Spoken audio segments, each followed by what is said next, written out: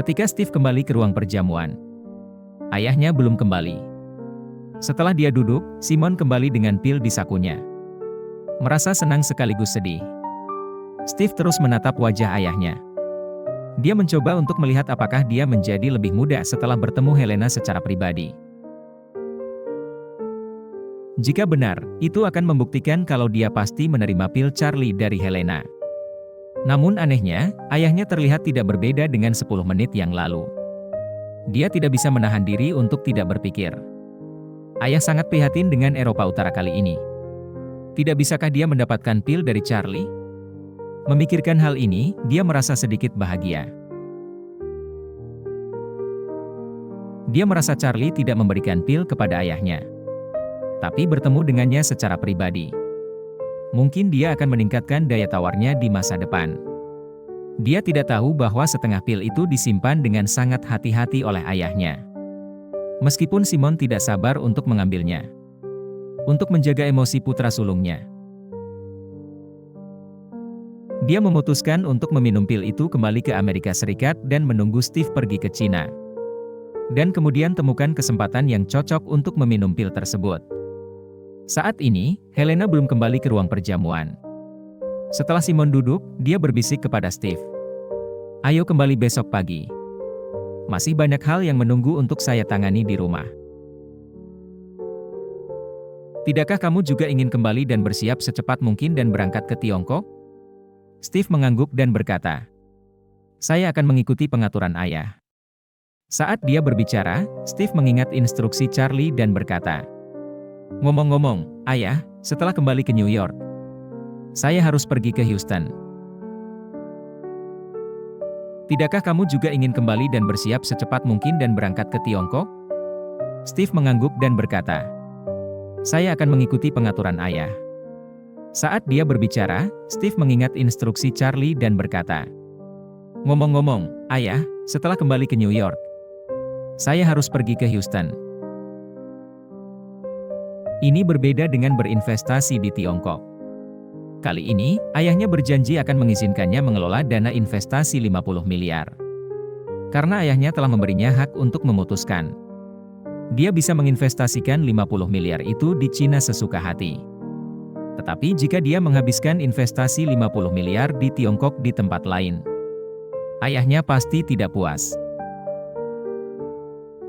Oleh karena itu, ia harus terlebih dahulu mendapatkan persetujuannya. Sebelum dia bisa mengakuisisi perusahaan itu secara terbuka.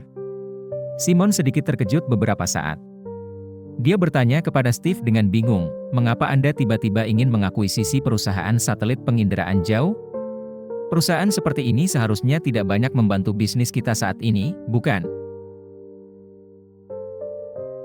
Steve menjelaskan dengan serius. Ayah, menurutku bidang satelit pasti akan menjadi pasar yang besar di masa depan. Kami sedikit terlambat memasuki pasar sekarang dan merindukan perusahaan Musk.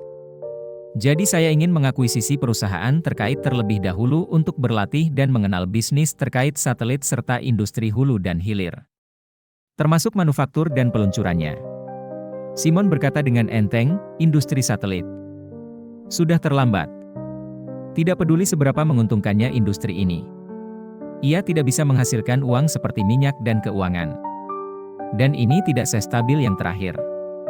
Melihat Simon sepertinya tidak terlalu tertarik, Steve buru-buru berkata, ayah, perusahaan yang akan saya akuisisi diperkirakan bernilai paling banyak 5 miliar dolar AS. Saya tahu bahwa industri ini tidak bisa dibandingkan dengan energi dan keuangan. Tapi aku masih ingin mencobanya. Saya harap Anda dapat menyetujuinya.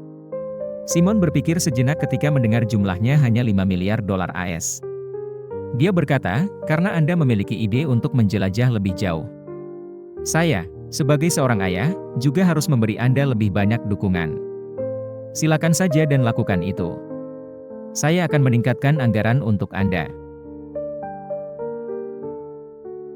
Anda dapat membuat keputusan sendiri dalam waktu 10 miliar dolar AS.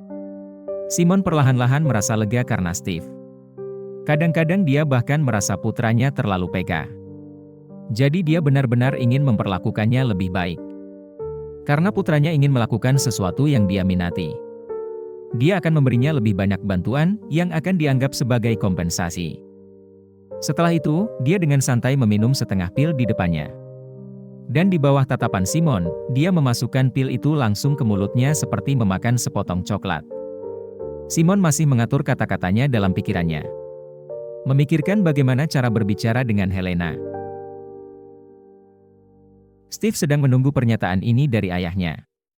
Dia tahu betul bahwa dalam situasinya saat ini, selama persyaratannya tidak keterlaluan, dan dana yang digunakan tidak membuat ayahnya merasa tertekan, ayahnya pasti akan memberinya lampu hijau. Mengikuti perkataan Simon, Steve berencana untuk kembali dan mendiskusikan akuisisi tersebut dengan perusahaan satelit penginderaan jauh terlebih dahulu. Setelah rincian akuisisi diselesaikan, dia akan membiarkan bawahannya menyelesaikan urusan tindak lanjut. Dan dia akan pergi ke Cina secepat mungkin untuk melapor kepada Charlie. Setelah ayah dan anak itu meninggalkan istana dan kembali ke hotel, Steve kembali ke kamarnya dan mengatur orang kepercayaannya untuk segera menghubungi perusahaan satelit penginderaan jauh yang diinginkan Charlie. Pada saat ini, simpul Gordian perlu dipotong. Hubungi, negosiasikan, dan selesaikan sesegera mungkin. Kebetulan dia bisa menggunakan kesempatan ini untuk menunjukkan kemampuan Charlie. Perusahaan satelit penginderaan jarak jauh ini tidak berjalan dengan baik selama bertahun-tahun. Pendapatan utama mereka berasal dari pemberian otorisasi data kepada perusahaan di seluruh dunia yang membutuhkan peta satelit. Sama seperti perusahaan navigasi yang menjual otorisasi peta mereka sendiri. Mereka membuat satu set peta dengan biaya sendiri dan kemudian menjualnya ke perusahaan yang membutuhkan fungsi peta di perangkat lunak mereka sendiri. Namun, karena mereka menyediakan citra satelit dengan presisi tinggi, perusahaan tersebut telah lama terdaftar di Departemen Keamanan Nasional AS. Badan Keamanan Nasional memiliki banyak persyaratan dan batasan terhadapnya, yang akan sangat membatasi kemampuan pendapatan mereka. Misalnya, perusahaan manapun yang membeli data satelit hanya dapat membeli gambar terbaru dari beberapa bulan lalu. Meskipun satelit mereka terus-menerus menembaki dunia setiap hari. Departemen Keamanan Dalam Negeri khawatir mereka akan membocorkan rahasia militer. Dan departemen lainnya saat mengupdate data terkini. Dan mengharuskan mereka memperbarui data terbaru setidaknya 6 bulan kemudian. Terus terang, gambar satelit yang diambil 6 bulan lalu bisa dibuka untuk mitra hari ini. Dan gambar satelit yang diambil hari ini baru bisa dibuka untuk mitra 6 bulan kemudian. Hal ini menyebabkan kurangnya gambar satelit real-time, yang tidak menarik bagi banyak pengguna. Jika database diperbarui cukup cepat, kepraktisan akan meningkat secara eksponensial. Namun bagi pemerintah AS, jika database perusahaan tersebut diperbarui terlalu cepat, ini juga merupakan ancaman bagi mereka. Jika Presiden AS bepergian secara diam-diam, netizen awam bisa mengabadikan lintasan pergerakan Presiden melalui pergantian posisi Air Force One sehari kemudian. Hal ini benar-benar tidak dapat ditoleransi. Apalagi Amerika Serikat melakukan operasi militer di banyak negara. Ambil contoh Suriah. Militer AS baru saja mencuri minyak Suriah. Dan foto satelit terlihat jelas keesokan harinya. Hal ini juga tidak dapat diterima oleh militer AS. Oleh karena itu, selain peraturan ketat mengenai ketepatan waktu, Departemen Keamanan Nasional akan memiliki banyak persyaratan lainnya. Misalnya citra satelit dalam koordinat tertentu harus berumur lebih dari 2 tahun. Dan beberapa koordinat tidak mengizinkan satelitnya mengambil bentuk fotografi apapun. Beberapa koordinat bahkan harus diganti dengan gambar yang disediakan Departemen Keamanan Nasional untuk menutupi jejak mereka.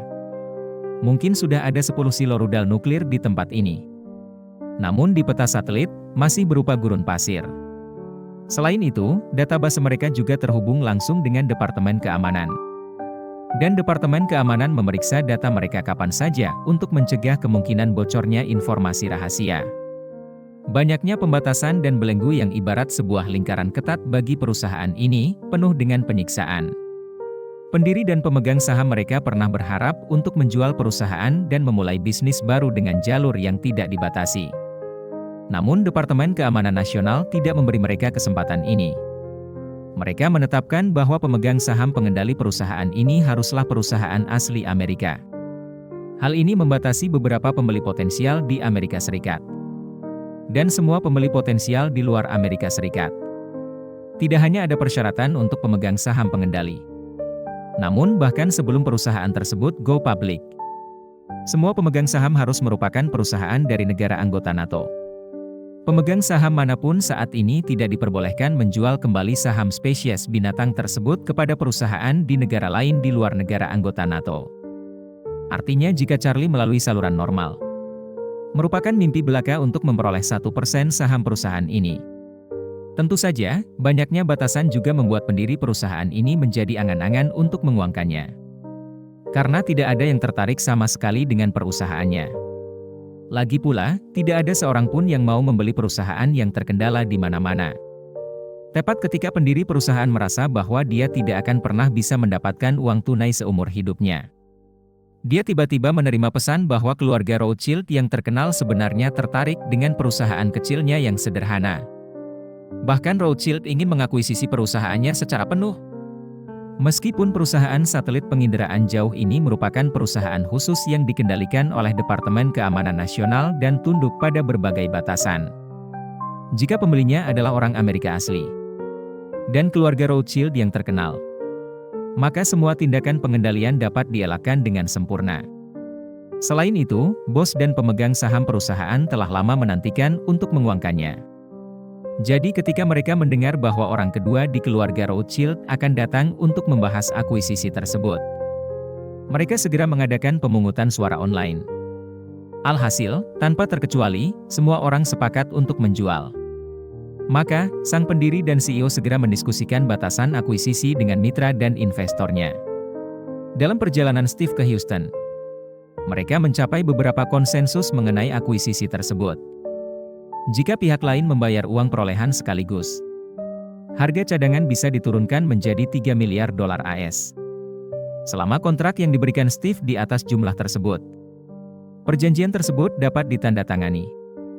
Jika pembayaran uang perolehan perlu dibayar secara batch dan angsuran, dan total jangka waktu pembayaran melebihi 1 tahun. Namun tidak ada syarat tambahan lainnya. Harga cadangan akan dinaikkan menjadi 3 miliar dolar AS. Untuk setiap tahun tambahan periode pembayaran, harga cadangan akan meningkat sebesar 10% berdasarkan 3 miliar dolar AS. Jika pembayaran uang perolehan perlu dibayar secara batch dan angsuran, dan ada taruhan kinerja dan perjanjian non-persaingan, kemudian harga cadangan akan mulai dari 4 miliar dolar AS. Dan 2 miliar dolar AS harus dibayar pada cicilan pertama. Semua orang mencapai konsensus, dan CEO Carl Lucas menekan kegembiraannya dan menunggu kedatangan Steve di kantor. Setelah tiba di New York, Steve bergegas ke Houston hampir tanpa henti. Awalnya, dia bisa membiarkan Carl membawa tim inti ke New York untuk menemuinya. Namun untuk mempelajari lebih lanjut tentang perusahaan ini dan untuk lebih memenangkan hati masyarakat, dia memutuskan untuk datang sendiri. Bagaimanapun, mengakuisisi perusahaan ini hanyalah persyaratan awal Charlie. Yang terpenting adalah menjaga perusahaan ini tetap stabil dan terkendali agar Charlie dapat terus beroperasi. Ketika Steve ditemani sekelompok pengawal dan rombongan tiba di kantor pusat perusahaan di Houston, semua eksekutif, termasuk CEO, berbaris di depan helipad di rooftop. 3 helikopter tiba satu demi satu. Karena hanya ada satu helipad, 2 helikopter pertama mendarat dan menunggu penumpang turun sebelum lepas landas kembali. Kedua helikopter itu semuanya dipenuhi pengawal, totalnya hampir 20 orang.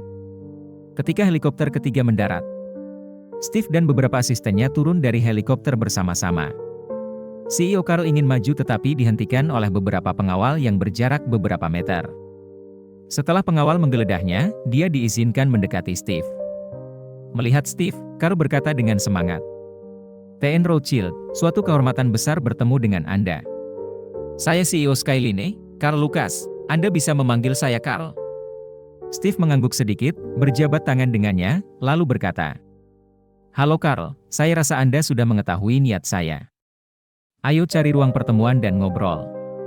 Carl segera berkata, "Baik, Tuan Rothschild. Silakan ikuti saya akan membawa Anda ke ruang pertemuan." Steve tersenyum dan berjalan keluar. Dan sekelompok pengawal segera mengepung dia dan Carl. Dan sampai di ruang pertemuan lantai atas gedung kantor. Setelah keduanya datang ke ruang pertemuan, Eksekutif lain hanya bisa diizinkan masuk setelah digeledah satu persatu. Untuk mencegah terlalu banyak orang menjadi terlalu kacau, Carl hanya membawa 2 orang ke pertemuan itu. Salah satunya adalah Chief Technology Officer perusahaan. Dan yang lainnya adalah kepala keuangan perusahaan.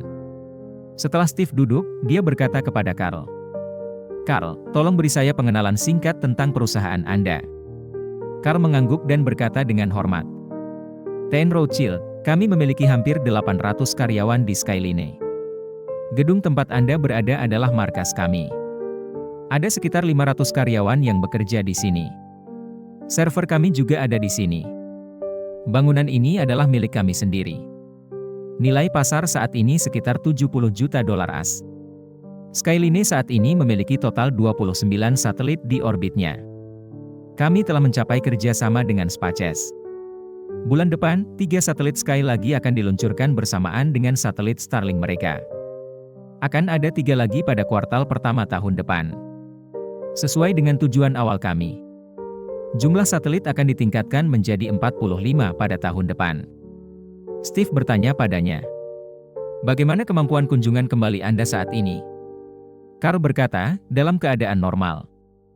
4 hingga 5 kali kunjungan ulang sehari bukanlah masalah besar. Dalam keadaan khusus, target khusus dapat ditinjau kembali 20 kali sehari. Tapi ini juga tergantung pada waktu iluminasi target. Satelit kami unggul di tingkat sipil. Dan akurasinya saat ini bisa mencapai level meteran. Tetapi pencitraan memerlukan cahaya yang tinggi. Dalam cahaya redup atau bahkan di malam hari, pada dasarnya tidak ada barang berharga yang dapat ditangkap." Steve mengangguk dan bertanya, "Apakah kamu syuting setiap hari? Apakah datanya diperbarui setiap hari?" "Iya," kata Carl. "Izinkan Chief Technology Officer kami memberi Anda pengenalan mendetail." Chief Technology Officer mendorong kacamatanya dan menjelaskan, "Saat satelit kita mengorbit bumi, ia akan memotret tempat-tempat yang dilaluinya sesuai dengan orbit yang telah ditentukan. Setiap area akan diberi nomor, dan pengambilan gambar akan dilakukan satu persatu sesuai dengan plot yang diberi nomor. Dan kemudian diserahkan ke latar belakang untuk dijahit dan disintesis. Satelit akan memilih apakah akan memotret berdasarkan cahaya, cuaca, dan visibilitas tempat yang dilaluinya. CEO kami baru saja memperkenalkan kepada Anda bahwa teknologi dan perangkat keras kami tidak sebaik lubang kunci militer AS.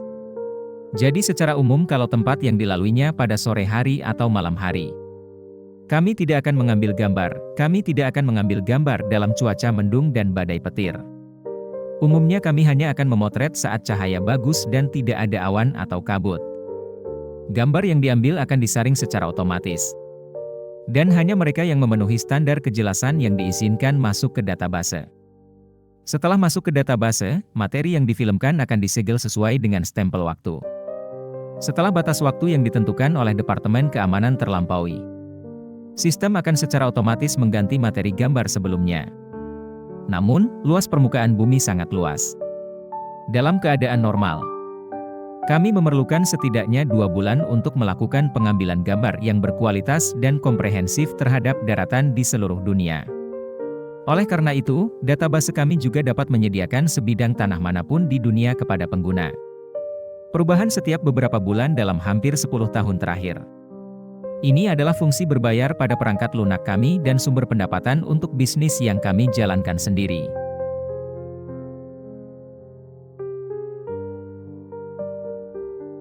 Demikian kisah Charlie Way chapter ini, nantikan chapter selanjutnya.